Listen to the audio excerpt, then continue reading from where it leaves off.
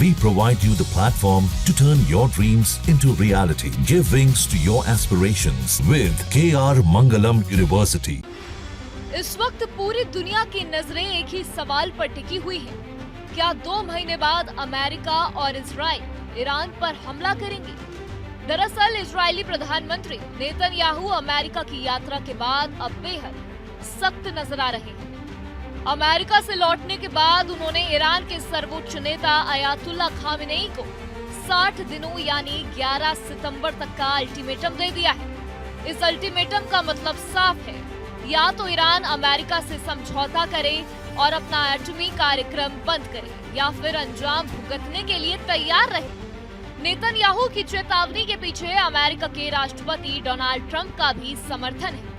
दरअसल ट्रंप और नेतन्याहू दोनों बार बार कह चुके हैं कि वो किसी कीमत पर ईरान को परमाणु बम नहीं बनाने देंगे।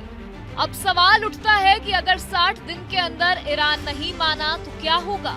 इस सवाल के कई जवाब हो सकते हैं। सबसे पहला विकल्प है अमेरिका और इजराइल ईरान पर कूटनीतिक दबाव बनाएंगे ताकि वो बातचीत की टेबल पर लौट आए। दूसरा विकल्प ये हो सकता है कि खुफिया जानकारी के जरिए ईरान के यूरेनियम केंद्रों को चुपचाप नष्ट कर दिया जाए।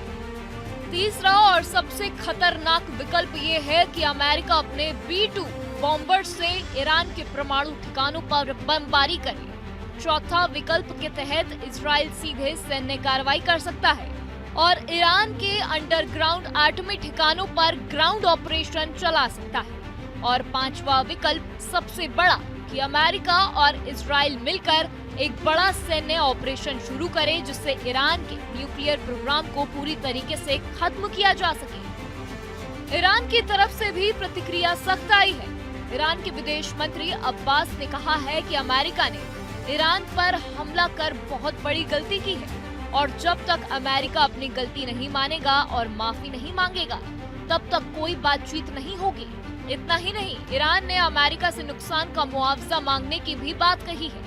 ऐसे में ये लगभग तय माना जा रहा है कि ईरान और अमेरिका के बीच डील नहीं हो पाई और अगर ऐसा हुआ तो इजराइल और अमेरिका अगला कदम उठाने से पीछे नहीं हटेंगे।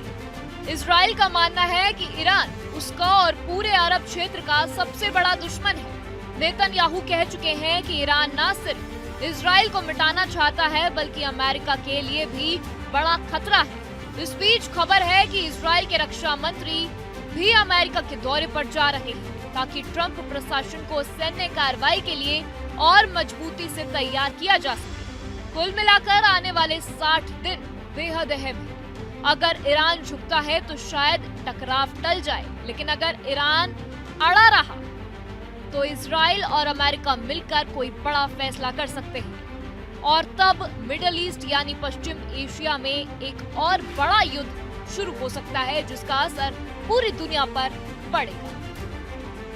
जहां भक्ति है हर शब्द में, कथाओं में छुपे हैं दिव्य रहस्य और ज्योतिष देता है जीवन को दिशा। धर्म से जुड़ी हर बातों को जानने के लिए हमारे चैनल स्तुति को सब्सक्राइब करें।